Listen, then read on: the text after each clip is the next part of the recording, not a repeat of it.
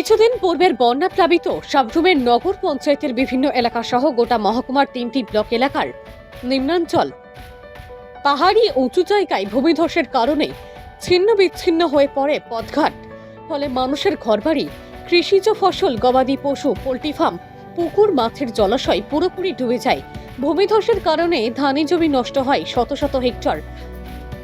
আর্ত মানুষ প্রাণ হাতে নিয়ে আশ্রয় নেন বিভিন্ন শিবিরে, অপেক্ষাকৃত উচ্চস্থানে, আত্মীয় স্বজনের বাড়িতে। জল নেমে যাওয়ার পর মানুষজন ধীরে ধীরে বাড়ি ঘরে ফিরতে শুরু করেছেন, কিন্তু তারপরেই শুরু হয়েছে খাদ্য, পানীয় জল ও পরনের বস্ত্রের ভীষণ সংকট। বিভিন্ন প্রতিষ্ঠান খাদ্য, জল ও পরিধানের বস্ত্র নিয়ে মানুষের কাছে আজ কদিন ধরেই যাচ্ছেন।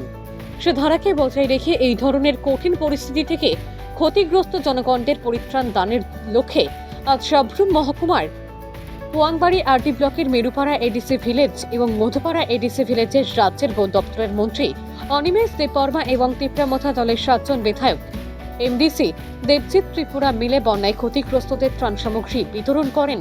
এদিন বনমন্ত্রী অনিমেষ দেববর্মা ছাড়াও তিপ্রামথা দলের 7 জন বিধায়ক উপস্থিত ছিলেন। বিগত কিছুদিন আগে বন্যার কবলে পোয়াংবাড়ি ব্লকের মেরুপাড়া ও মধুপাড়া এডিসি ভিলেজের মোট 87 জন পরিবার ক্ষতিগ্রস্ত হয়।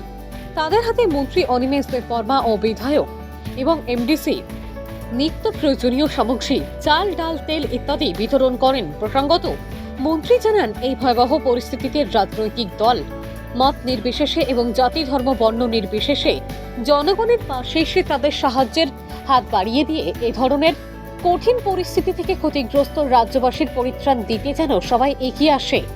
ভানুচন্দ্রের রিপোর্ট, আসাম প্রাইম নেটওয়ার্ক।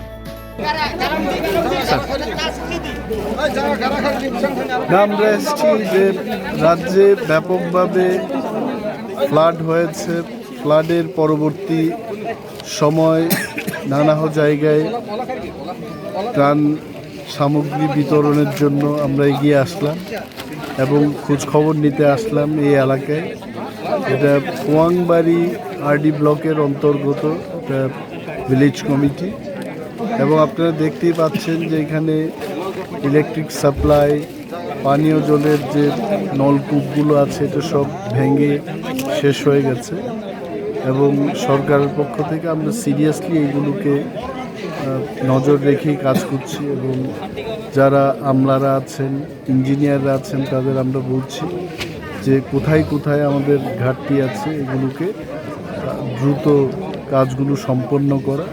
আমি যে রাস্তা দিয়ে এলাম আপনারাও দেখেছেন যে আধা রাস্তা কখনো কোথাও ভেঙে গেছে, বাড়ি ঘর অনেকটাই খসে শেষ হয়ে গেছে।